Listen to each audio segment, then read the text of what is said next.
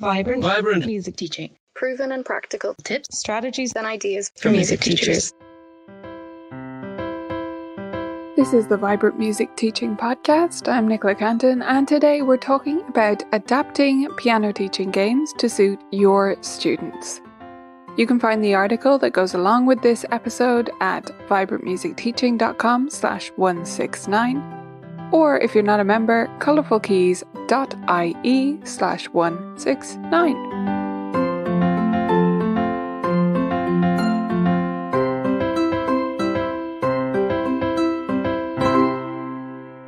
Hey there, beautiful teachers. Welcome to another episode of the Vibrant Music Teaching Podcast. It's so great to have you with me this week, and if you're a new listener, be sure to let me know how you get on with your first episode in the comments underneath this episode on the site. Today's topic is one that I think anyone using games in their studio will be pretty familiar with. You find a game online, in VMT, or elsewhere around the web, or you make one yourself and you find it in the back of your wardrobe years later. I don't know why it got in your wardrobe, but anyway, you've found it. And it looks perfect for your student. Your student is struggling with intervals, and this one covers intervals, and that's awesome. And you're really excited to use it with your student until you discover that actually the scope of this game is too big for your student. Or it includes intervals, yes, but it also includes note names that you don't want to cover with your student yet. Or for some reason the graphics or the style or the format or the rules just aren't a good fit for your student.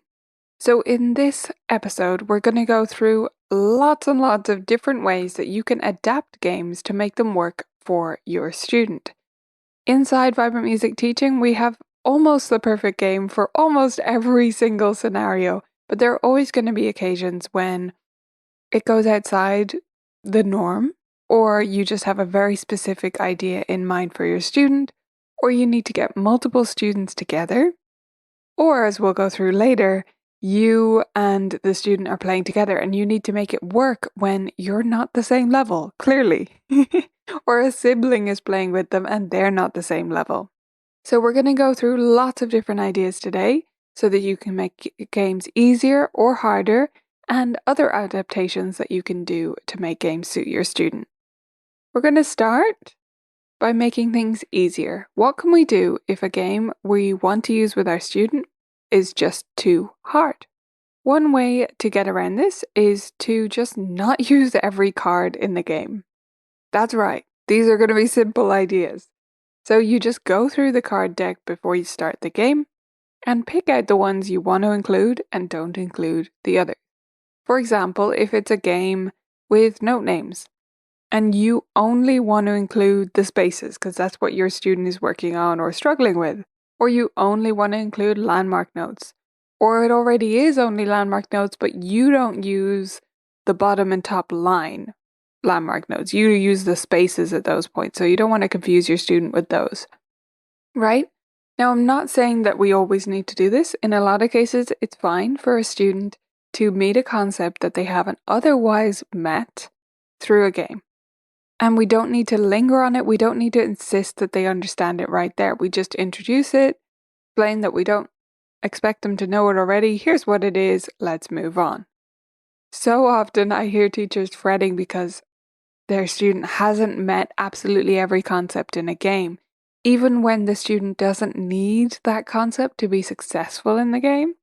So I do want to discourage you from worrying yourself over details like that, because it's still exposure and it can be useful in many contexts. But when it's not, just remove some of the cards.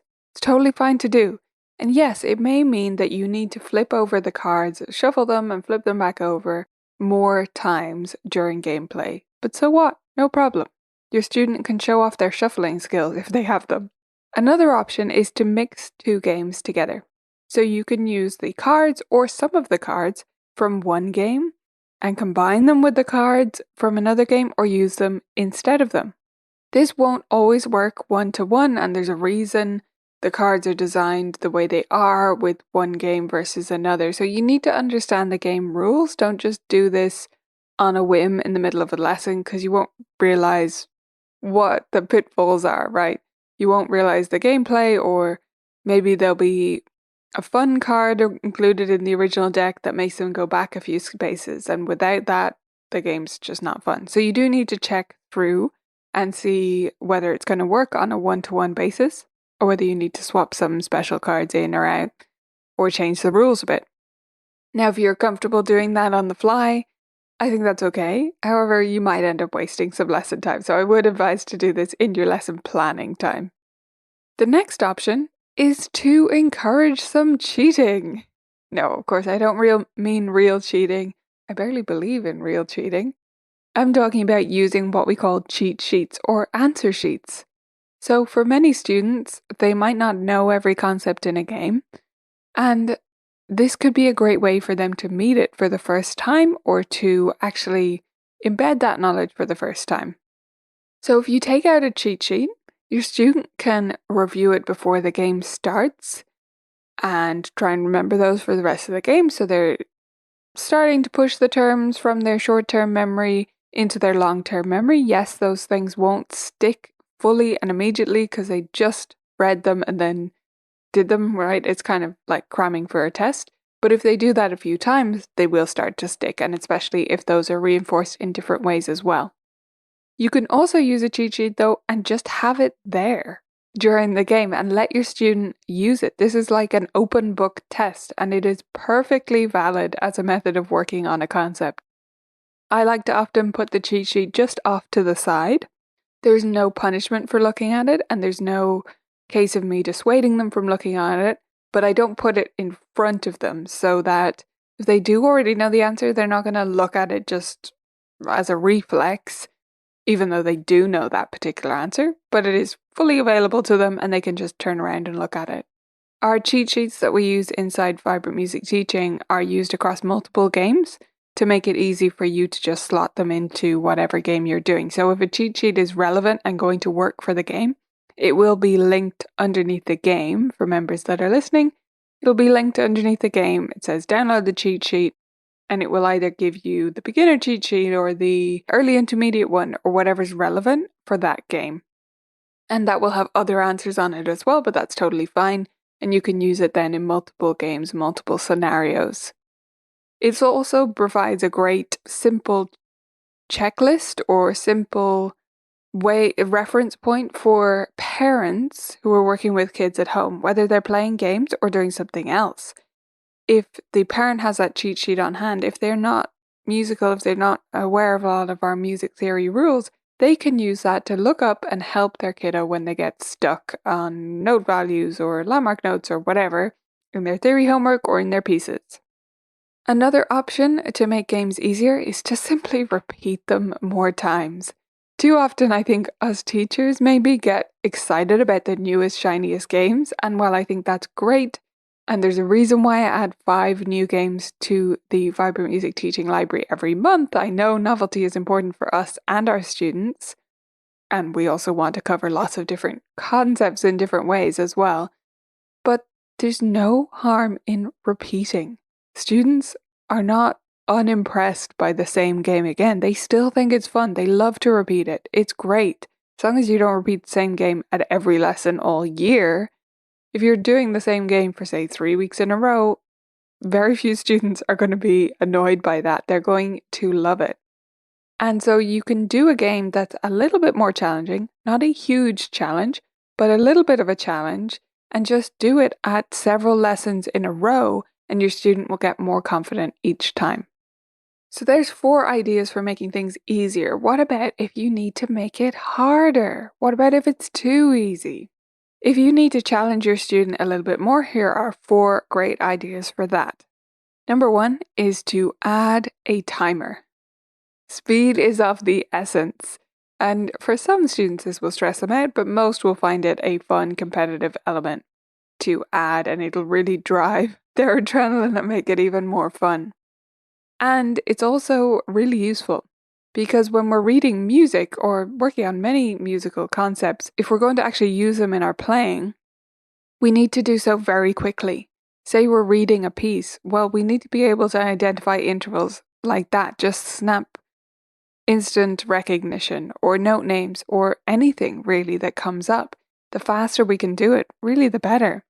So set a timer. I suggest starting with 20 seconds per turn. That's pretty generous.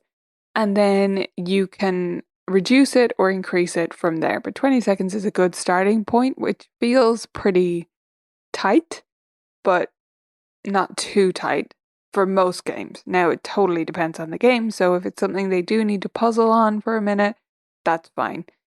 You can set that timer and you can have it like as one of those little buzzer timers that you get with games if you happen to have one of those, or an egg timer if you have a very short time frame one. Or you can use an oven timer, or maybe you play chess and you have one of those speed clock things. Are they just called speed clocks? I don't know, someone can tell me. But if you happen to have one on hand, maybe that would be a good option. Now, option number 2 for making your games that much harder for your students is for if you are the one playing against your students. And that is to just use your full powers, use your full abilities. A lot of the time when we're playing games with our students, okay, we're trying not to show it, but we're kind of half doing it. We're not trying our fully hardest because we know that would be unfair. And I'll go into more modifications for if you need to make it easier on your students in that scenario later.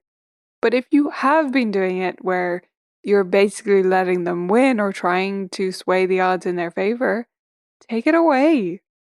Don't give them extra bonus points. Don't fudge your answers. Don't have penalties against yourself. And don't go slower on purpose. Actually use your full teaching abilities and challenge them to beat you. Option number 3 is to get them to expand their answers. I love this one. So I'll often do this actually in a multi-level scenario as well, where I have students at different levels and the cards show, say, note values. Well, for one student, they look at that note value and all they need to tell me is it's ta, or it's one beat. But for the other student, they need to tell me it's ta. We say ta when we see it, it's one beat. It's called a crotchet, right? So that's just one example. Or maybe it's music definitions of music terms and they see a P on the card. Well, I can ask them to just tell me it's piano, or just tell me it means soft or quiet. Or I can add other things onto that as well. So maybe I insist on both the Italian and the English, and on top of that they need to explain it in their own words, what it means. What do we mean when we say play softly? How does that sound? And then maybe they need to also explain how they would play it. How do we make a softer sound on the piano? And then maybe they need to demonstrate it. So they need to go over to the piano and play piano. They need to actually show me a soft playing, or they need to sing that way. Or maybe you need to take it even further and they have to tell you for each one what the related terms are, like pianissimo, mezzo piano, etc. So you can see how you can easily add on additional requirements to make games harder and harder and harder as you need to. Option number 4 is similar, but a little bit more randomized. And this is where we add our own bonus questions. So let's say again they turn over that card that says piano on it. Well, maybe we ask a completely unrelated question as a bonus question after they get that one right. So we can say, and what does it mean when we see 2 dots and a double bar line together? Right? So we can ask something else that they're supposed to know at their level. If you're going to do this bonus question option, I really highly suggest you occasionally throw in a wacky one. So, yeah, that is piano. And what color is my piano without looking at it? Or what color is my dog's collar? Or do you remember my first name if they use your last name? Or do you remember my last name if they use your first name, like with me, right? Maybe they don't know my surname. I'd say most of my students don't really, because we don't really use the whole Ms. Canton thing over here. But yeah, adding on silly questions every so often and other theory questions as you go through is a great way to level up a game.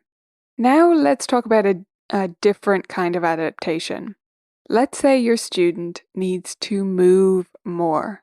For many students, especially young ones, getting up off the piano bench and coming over to a games table or a games bench or sitting on the floor to play a game is not quite enough movement for them.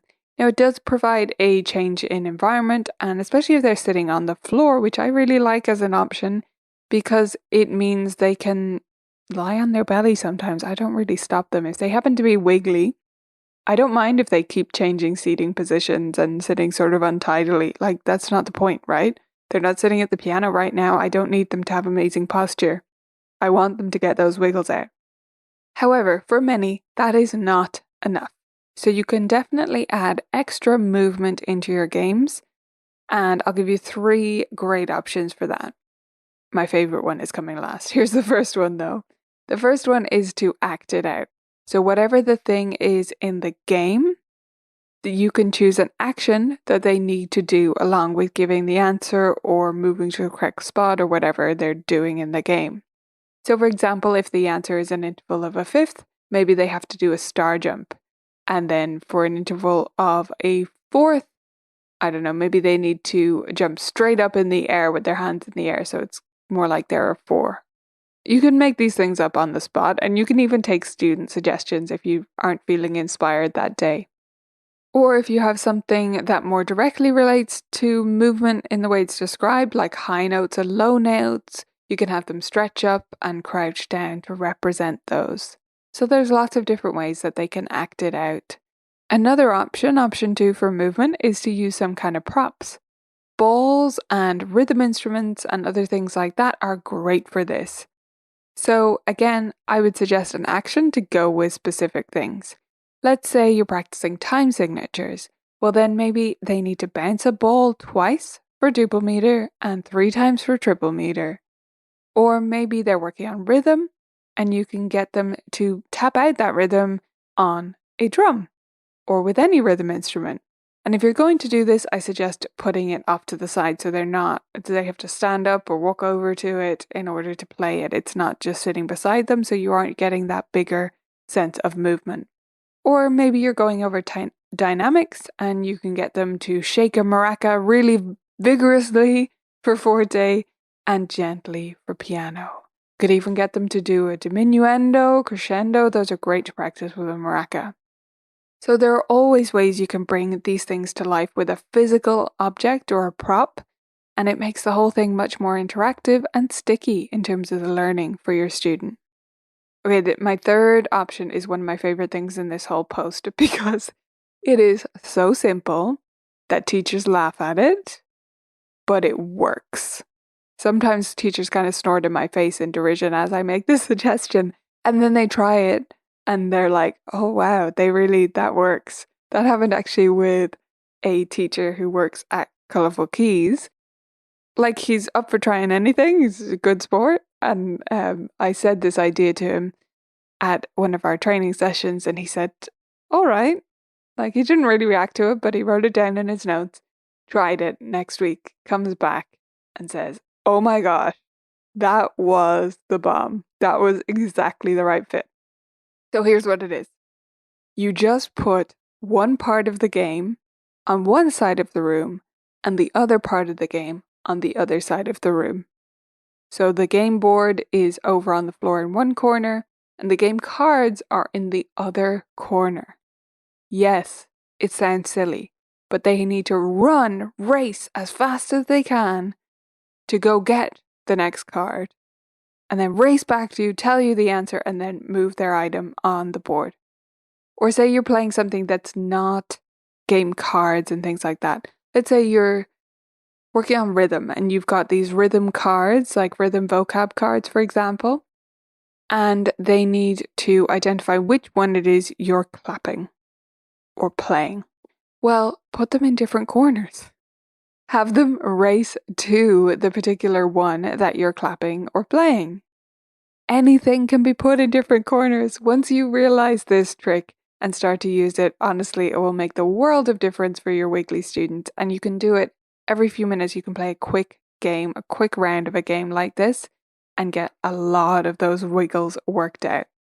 Okay, last section here is to make it fair. And this is probably the one that I get asked about more than any other, which is how do we make it fair when we've unevenly leveled students, or it's us and the student playing against each other? And I know this is a big concern for many teachers who want to join vibrant music teaching because of the games, like they're particularly interested in that area of what we offer, but they're worried that they only do solo lessons. And will they really be able to play games with their student? Is it really going to be effective and fun for the student when it's just them? And it absolutely can be. It's still going to be fun for your kiddo, so don't worry about that. But there are definitely things you can do to make things more even, whether it's you and your student, or it's siblings, or it's multiple levels of students coming together for a group workshop, buddy lessons, anything like that. So the first and the simplest option for groups of students that are uneven is to use a multi-level game. We have loads of these inside the Vibrant Music Teaching Library, so you just go to level and change it to multi-level, and then you will see all of them right there. You can keep scrolling for quite a while there with all the different options. If you have a game that is multi-level already, but you don't have a perfect level for a student, you can totally take the cards out of another game, as we talked about earlier, and put them into that multi-level game to provide even more flexibility. Another option for multiple students at different levels is to make one of them the leader. If you have, say, a group of beginners and you have one older student or one student who's further along coming to a workshop, so I would tend to organize my workshops by age as much as possible, but not by level. So I could have a group of 8-year-olds who've all just started, and then one 8 or 9-year-old who's been learning since they were 5. So a lot of this stuff is old hat to them, but there's a lot we need to cover with the beginners. So putting them in charge of the game gives them a whole new level of understanding of it. It might seem like, oh, well, they already know it. But when they have to teach it, they're going to understand it that much better. So they get to be the leader of that game. That's their distinguished role. And then all the other beginner students get to learn from them, and they learn in different language than they normally do, which is really beneficial for them because I'm not teaching it, right? So it's not teacher talk, it's student talk. And sometimes that will make more sense and make things gel in a new way. Now, I would caution you against this strategy if you have, say, the opposite scenario. So if you have a bunch of students who are all like intermediate and you have one beginner in the bunch, it doesn't work to have that one of the intermediate students teach the beginner. They're going to feel so discouraged, especially if they're all the same age. They're just going to feel like the odd one out, like everyone else started so young and I'm too late for this. Not even if they don't think like that, they might have some bad taste in their mouths from the experience, really. So I wouldn't do that. In that scenario, I would try to give them some easier cards so that they're really doing the same game together. We're all at different stages and that's totally okay, but no one is teaching anyone else. Okay, 2 more options for you, and these are both ideal for teacher-student games. The first one I'm calling Catch Me If You Can, and there's actually 2 variations here, so we could say there's 3 options left. These variations of Catch Me If You Can both come from members of Vibrant Music Teaching, because this discussion came up in our forums a little while ago. And so the first option comes from Valerie. She said, I have to give at least one incorrect answer on one of my turns. If they can catch me and give the correct answer, I have to go back and they get a bonus turn. So you see, Valerie is playing the game as usual, and she is answering the questions on her turn. I tend to just make my students answer all the questions, even my ones, by saying, oh, and what did I get? But I love Valerie's option here because she does give the answer to her cards, her questions, but she says one wrong on purpose. At least one, she says. And so if her students say, hey, that's not what that means, they've caught her out and she has to go back one space or back to the start or whatever you want to do in the particular game, and they get a bonus turn. So I love that option. The second variation on this comes from Emily, another member, who said, I tell my students that whenever it's my turn to give an answer, If they can say the correct answer faster than I do, they get to steal my point or move forward while I stay put. This has really incentivized them to stay engaged in the game and to learn concepts thoroughly enough so that they can be faster than me. My students have loved doing this because it still gives them a chance to beat me without it feeling like I'm purposefully holding back. So it's almost a variation on the same idea, but implemented slightly differently. Emily is saying that she gives her answer. She's going to answer the question, same as Valerie, but she's going to maybe pause a little bit, right? And if they can give the answer faster, they get to steal the point. So they need to keep paying attention the whole time so that they can try to steal the teacher's points, which I love. And then my last little bonus tip for you is about bonuses. So bonus points and penalties are a really simple and quick and non-game dependent almost option for you. If you're in a last minute spot and you're about to play a game and you realize, oh, this is not based on chance, it's based on skill, so this is not fair for me to play with my student, I need to alter something. Well, just make it bonus or penalty points for you or for your student. So for example, if you have to roll a die, maybe your student gets to roll doubles every turn and you only get to roll one. Or maybe you have to deduct 1 from your score each time if it seems like it's going to be too big a difference if they do doubles. Or maybe they get to take a bonus step for answering the cards correctly, and you don't get to answer the cards at all. There are lots of simple ways like this that you can think of on the fly of doubling or minusing or holding back or stepping your student forward that are going to make the game that much more even.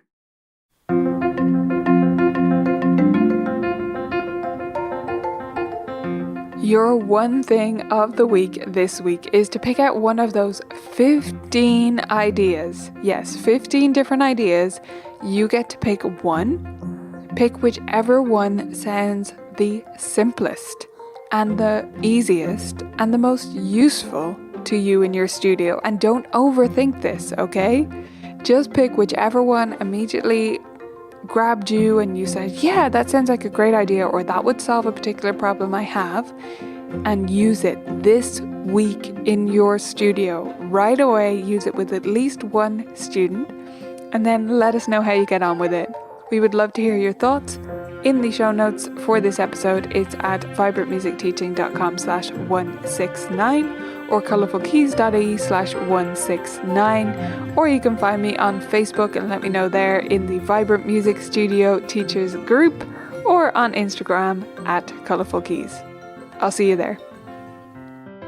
One of the awesome benefits for Vibrant Music Teaching members is that they get an exclusive member magazine every month. This magazine brings together our blog articles in a way that is digestible and super actionable. If you want to become a member and get the magazine as well as all the other benefits, you can go to vmt.ninja to sign up.